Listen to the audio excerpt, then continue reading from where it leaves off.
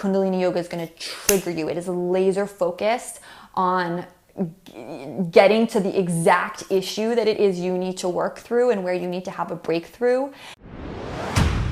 Ignite your best life. Yoga is the spark. Hello, and welcome back to the Yoga Hacks podcast. Today we are talking about Kundalini Yoga, also known and called the yoga of awareness. Now, some of you may have already experienced Kundalini Yoga, and some of you may just be curious about it and have no idea what it is. And in this podcast, I'm not only going to explain to you the basics of what Kundalini Yoga is, I'm also going to share my personal story of how I first tried Kundalini Yoga and went a little crazy. The story did not, it's not the happiest story, but there's a lot of lessons in there that I want to share with you. Before we get started, I would love it if you would join our Facebook community, yogahackscommunity.com. And my next series challenge that we're all moving through together this spring is called Uplifted Ritual. It's 30-minute videos that combine yoga and journaling and meditation. And you can get it completely free at brettlarkin.com/ritual. Now, unlike some of my other free challenges on YouTube, this challenge is also going to DVD. But for those of you who do sign up, you will be getting free classes.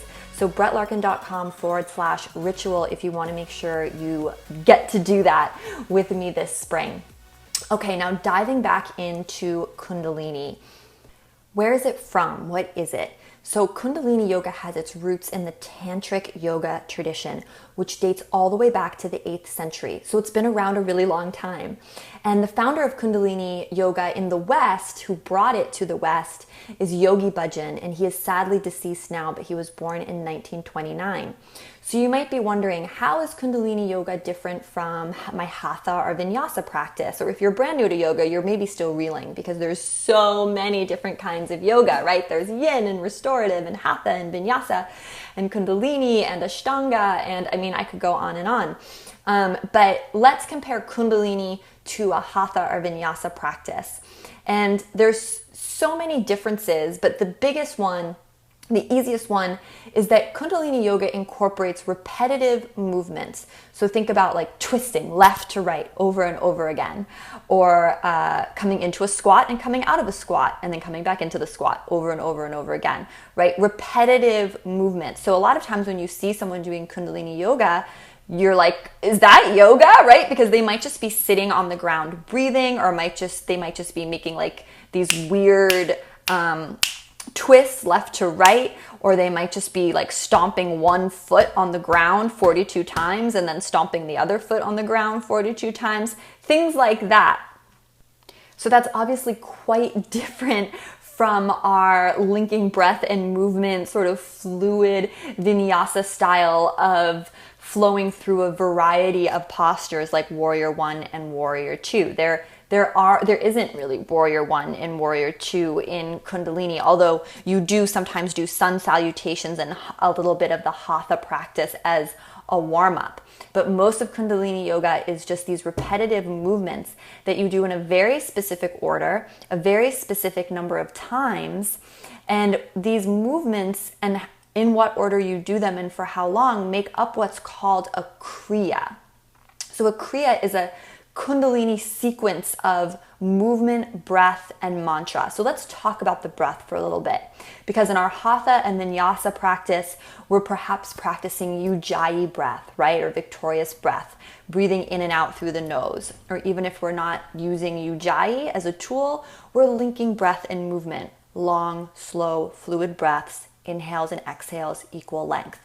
In Kundalini, we're usually practicing a very specific breathing technique that goes with each exercise. So pranayama, breath work, is a very big part of everything you're doing. Another way that Kundalini is a little bit different from Hatha or Vinyasa yoga is in the chanting.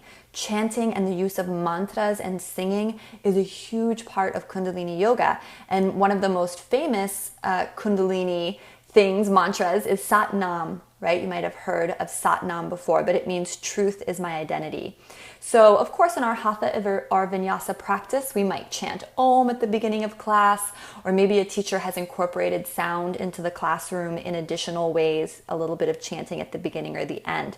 But with Kundalini, sound, chanting, and mantra is built in to many of these repetitive exercises. So you might be either silently chanting or actually chanting out loud, Sat Nam, Sat Nam, Sat Nam, Sat Nam, while doing specific repetitive movements or while doing specific breathing techniques.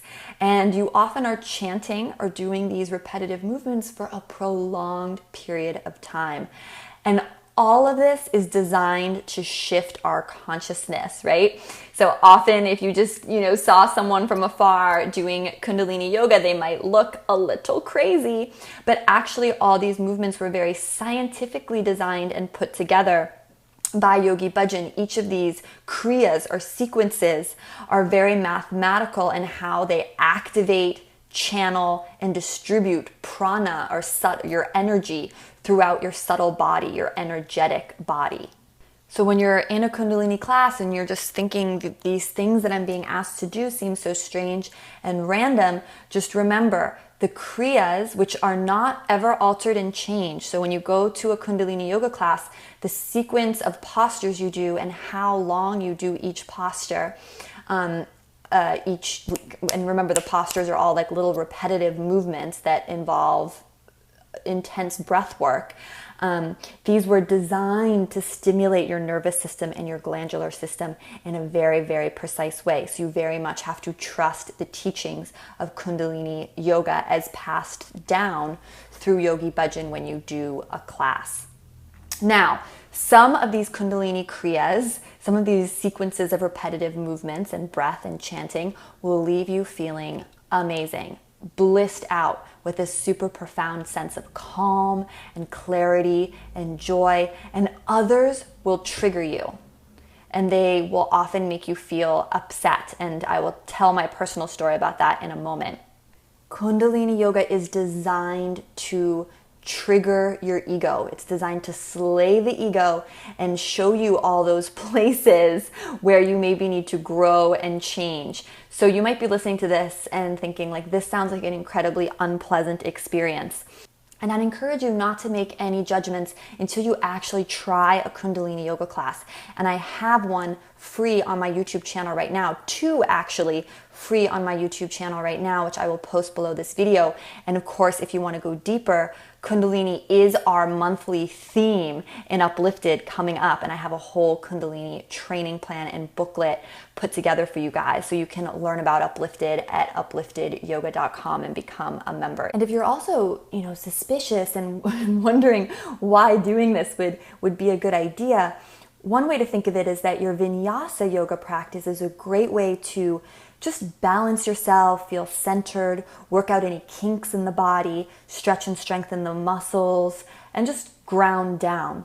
Your Kundalini Yoga practice is really the place of transformation because, again, these Kriyas are designed to push your buttons and systematically take you into a state of greater awareness. And don't think that just because a lot of the Kundalini Yoga poses are done sitting down, that Kundalini Yoga is not a workout. Oh no. The people who practice Kundalini Yoga and the Kundalini Yoga masters are some of the strongest people you will ever meet. For example, Ashtanga yogis who maybe can do 108 sun salutes and 108 chaturangas in a row, all of a sudden ask those people to sit and chant Sat Nam with their arms at 45 degrees overhead, doing a very precise, like almost Kapalabhati, breath of fire type breath as they chant for 30 or 45 minutes, and they will just fall apart. They will not be able to do it. They will not be able to hold their arms statically above their head like that, or have the mental willpower to persist, or even have the breath work capacity to keep pumping their belly in and out for such a long period of time. The people who practice Kundalini are so strong. And Kundalini is toning. Again, it is a yoga, a form of yoga that is much more designed to activate the subtle body and ignite transformation. Kundalini, by definition, is that three-coiled serpent of energy, your storehouse of prana that lives at the base of your spine. And we want to awaken that energy to move up the spine and connect with universal consciousness, move Kundalini energy up through the chakras, through the crown of the head, to connect with universal consciousness, God, however you choose to perceive whatever is beyond this plane of consciousness. So these are very, very powerful techniques. So again, it is more about transformation in the subtle body. Does not mean that you are not going to get an amazing workout doing Kundalini yoga, because so much of the Kundalini techniques involve breath of fire, that pumping of the belly, right? Which is incredibly heating, detoxifying, amazing for all your organs, and it is the best ab workout ever. It's activating those deep transverse abdominal muscles that power your inversions. It's the equivalent of just doing the deepest level of crunches, actually. I'm sure maybe if you're a listener of this podcast, you've also heard or read books where they talk about how your happiness and how good you feel on a day-to-day basis is very much tied to the microbiome in your gut, or the bacteria in your gut. And I think we can all agree that we feel a lot better, not after we've eaten a massive Big Mac or hamburger, but when we maybe just have a green smoothie or eat really healthy, nutritious food. We want that good bacteria in our gut. We want our small and large intestine to be happy. And guess what? Nothing is better. Nothing could make the small and large intestine happier or cleanse it faster than these Kundalini yoga techniques, this breath of fire, that dancing of the belly. So this is going to not only improve your overall well-being, it is going to improve your digestion big time. Also, if you're like me and you want to have beautiful, toned, sculpted arms, so many of the Kundalini postures ask you to hold your arms in certain positions, either alongside the body or above your head, and it's very, very challenging to hold your arm in that position. It is actually an isometric contraction, which is the same thing I used to teach when I taught bar method. So holding your arms in certain positions or holding your body in certain positions is extremely challenging. It's an isometric strength training workout. So people don't often talk about Kundalini yoga this way, but I am really encouraging you that if you're like that person who wants to get your workout in, which is very much me as well, it's not like you're sacrificing a workout in Kundalini. It's definitely a different kind of workout. You don't get to make those big feel-good movements like sun salutes and like a yummy triangle, right? You don't get to do that kind of thing or flow through sun salutes, although you can flow through a couple sun salutes to warm up. It's much more these repetitive movements, but it is going to strengthen you, and at the same time, it's going to challenge you and take your practice to a deeper level. No one loves Hatha and Vinyasa yoga more than me. I'm like at the top of how much I love Hatha and Vinyasa yoga. But ultimately, I think it can only take you so far to get to the next level in your self-development and your personal transformation work that you want to do. You're going to have to start really working with the subtle body systems, and Kundalini just takes you there right away. But you have to be careful about how you approach it, and you need to pursue it with a teacher that you really know and trust. Okay, so now for my story. I encountered Kundalini yoga maybe a couple months into my yoga exploration.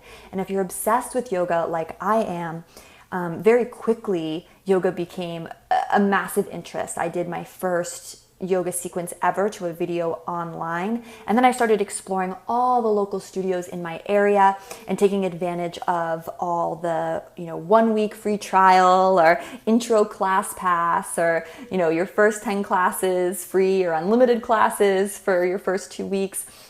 In my neighborhood, which at the time was Manhattan in New York. So there were studios on every corner, and there was so much for me to explore. So if you live in a city and you have the option to try out a lot of different studios, I highly encourage you to do that, because again, yoga is like dating. It takes us a while to find the style that's right for us, where we are in our personal development and flexibility and strength level and physical and mental needs right now, right? The kind of yoga that's going to resonate with you now is going to be different than the kind of yoga that's going to resonate with you in the future.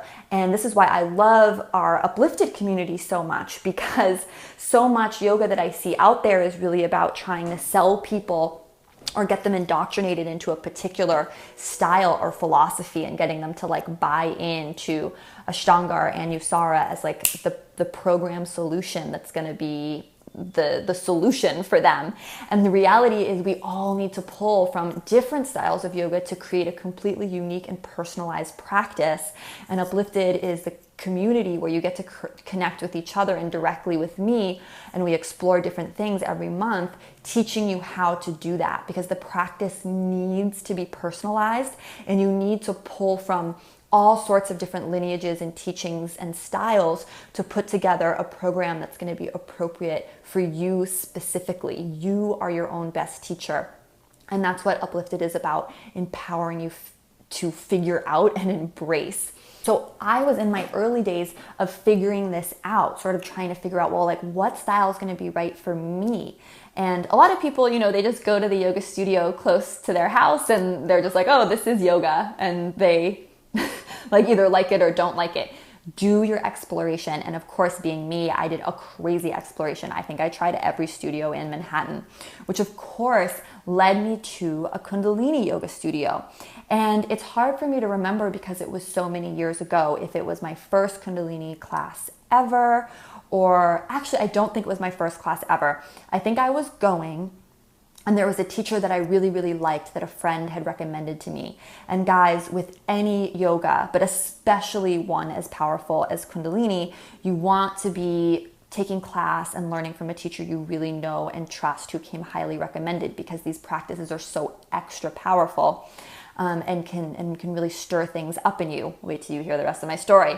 So I had been going to her class and definitely found Kundalini a little weird. I think I was pretty shocked the first time I went, because everyone's wearing white and the teacher's wearing a turban, and it just feels very different, maybe a little more esoteric than your traditional yoga studio where everyone's wearing Lululemon, right? So I'd been taking a few classes, and for whatever reason, I think there was a special workshop, or somehow I signed up, or I ended up in a class with a special guest teacher from Los Angeles. And I do not remember her name. I do not remember, and I'm sure she's an amazing, amazing teacher. But what happened was that we did a very advanced Kriya in that class, a series of these repetitive movements. And I started getting super, super, super triggered, meaning that I felt like I hated the teacher.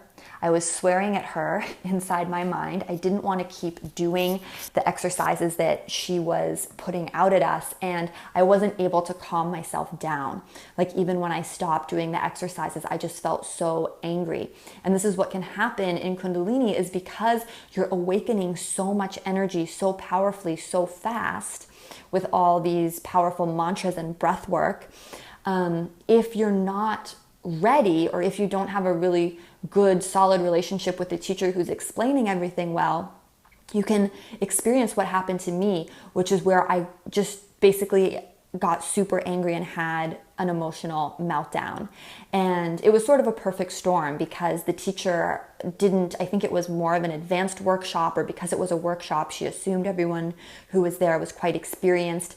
So it was never really, nothing was explained or talked about in the class. We just started doing this Kriya.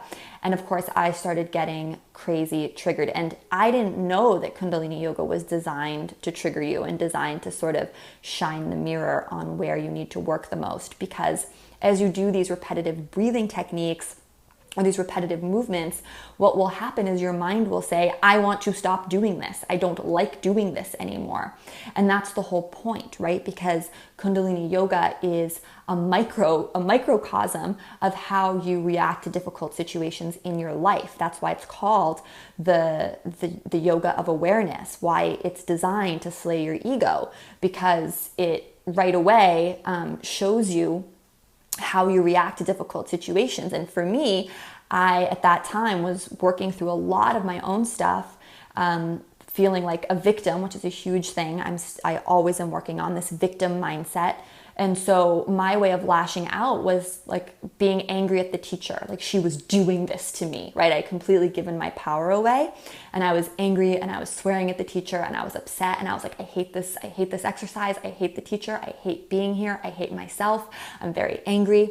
And what happened was, because I had such a negative experience and so much energy had been released, and because I wasn't able to properly reground, and I'll talk a lot more about that in the Uplifted member only podcast that comes with sort of like the Kundalini booklet and class plan that I have for you guys. But because there was no explanation of what was happening and there was no real regrounding, that energy was just freeform in me. And I was supposed to go meet someone for dinner and have like a whole, I think, Sunday evening. And I left this class and I couldn't speak. I was so angry. I was in such a state of just like anger and meltdown that I couldn't speak. I couldn't even speak to call my friend to cancel our plans. I think I just texted them like a one-liner, got on my bike, because I biked everywhere in New York City at the time, biked home as quickly as I could. And I've never had an experience like this. Like I could not eat. I could not speak. I was so depleted, angry, emotional mess that I lied on my bed, and I think it was 4 or 5 o'clock, and I didn't move until the next morning. And it's a miracle that I went to work the next day. I was that wiped out. So that is the power of Kundalini Yoga in that story, in a negative sense, but it kept me away from Kundalini Yoga for a very long time, because as I told my story of what happened to me to more and more friends, and to the teacher who actually ended up becoming my teacher and who I trained with, and whose principles I now share and talk about in my yoga teacher training, he said to me, he wasn't a fan of the Kundalini techniques. He said, for the average person, it's just activating too much energy too fast, and not enough focus on regrounding, which again, I'll go a lot deeper into if you're in Uplifted. So make sure to listen to the Uplifted Kundalini podcast. However, years later, moved to California, many years later, different situation, different people. I went on another yoga retreat where, because there were varying levels of people on the retreat, the teacher ended up teaching a lot of Kundalini Yoga, because Kundalini Yoga is great for when you have people of various levels in your class, because it's really, it's something that everyone can do. It doesn't require a ton of flexibility. And the same thing happened. I started doing a lot of Kundalini, and I started getting very angry at this teacher and swearing at her in my mind, and having just a very, very negative experience. But because I was in a retreat environment now with a teacher who I actually loved, I was able to dialogue and talk to her about what was happening. And I had some massive, massive breakthroughs and insights about this victim sort of complex I had, why I was reacting the way I did. And I guess this podcast is already 20 minutes, so I'll have the Uplifted podcast kind of pick up from here. The point is, after that retreat experience, I started integrating more and more Kundalini in like baby bites into my practice. And now it's one of my favorite things. And it's something I'm so proud of, because it's literally a practice that I struggled with so deeply and had so much aversion to and was so triggering for me. And now I can do the exact same Kriyas and feel so strong and feel like I've slayed so many of my demons and that I've come so far in my personal development and that I'm just not triggered in the same way. And it's just really amazing because sure, do I feel like I've progressed in my Vinyasa practice? Yes, my Warrior 2 is more aligned and pretty now than it was 5 years ago for sure.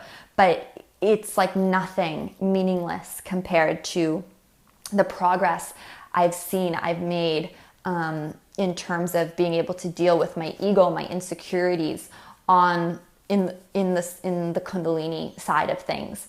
So this podcast has maybe terrified you, maybe made you excited, maybe made you curious. Kundalini Yoga is definitely something to be explored. And my biggest piece of advice is, again, do it with that teacher you trust, or do it with a teacher that you can interact and ask questions with. That's why in Uplifted, we have our live call scheduled. I think it's like right after the first week or right at the beginning of the training plan. So we can very quickly dialogue and talk on video chat, you, me, and the rest of the group about like anything you may be experiencing that you have questions about, because Kundalini Yoga is going to trigger you. It is laser focused on getting to the exact issue that it is you need to work through and where you need to have a breakthrough, and starting to nudge that, which makes it very exciting but very scary if you're doing that like totally on your own, or you don't have someone you can talk to. So definitely explore it. You can try some of the classes on my YouTube channel for free, and you might do them and have like absolutely no issue and not be triggered at all. Really, you have no idea how you're going to react to a specific Kundalini class or Kriya until you try it. And my goal with this podcast was really just to get you curious.